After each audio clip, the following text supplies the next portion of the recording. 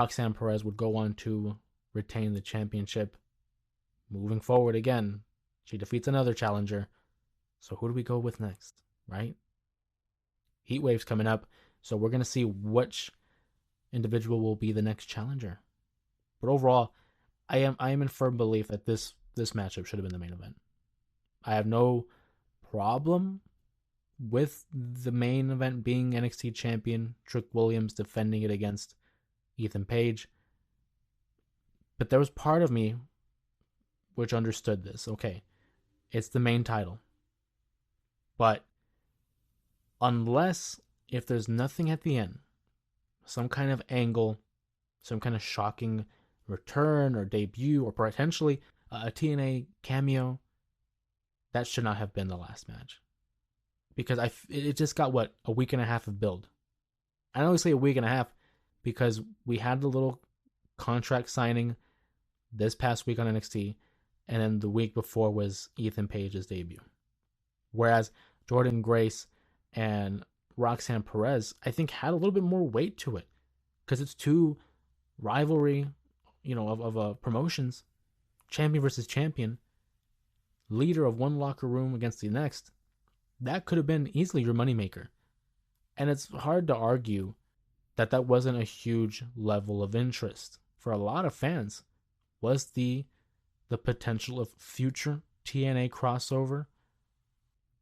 I think it was a no-brainer. I thought that should have been the main event, especially given that it was a PLE that had more women featured than men. You might as well have given them the main event. I don't know. That's just me. We go into the main event. As I mentioned, it's Trick Williams defending his title against Ethan Page. And Ethan Page comes out finally with his own theme music because he's now officially a member of the NXT roster. And they did it again.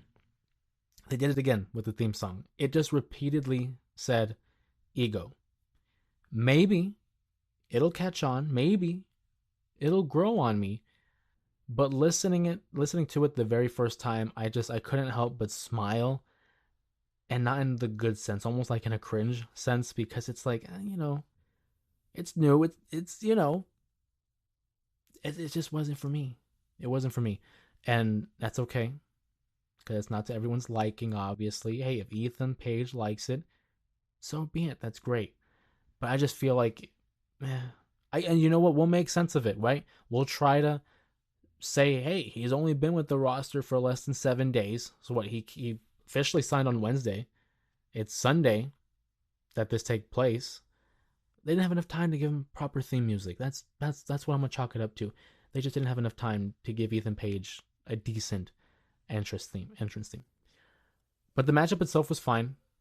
You saw a different side of Trick Williams, a more aggressive side, which makes sense.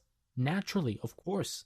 Why wouldn't you be more aggressive? Why wouldn't you be a little bit of angry towards Ethan Page, who just waltzes in to your NXT, to your locker room, and tries to assert dominance? And now, in his very first matchup, he's getting a championship opportunity.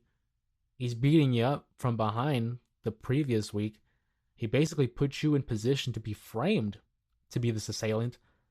Yeah, that makes perfect sense. As a matchup, I'm not going to lie to you, I think the Jordynne Grace, Roxanne Perez, I think it should have main evented.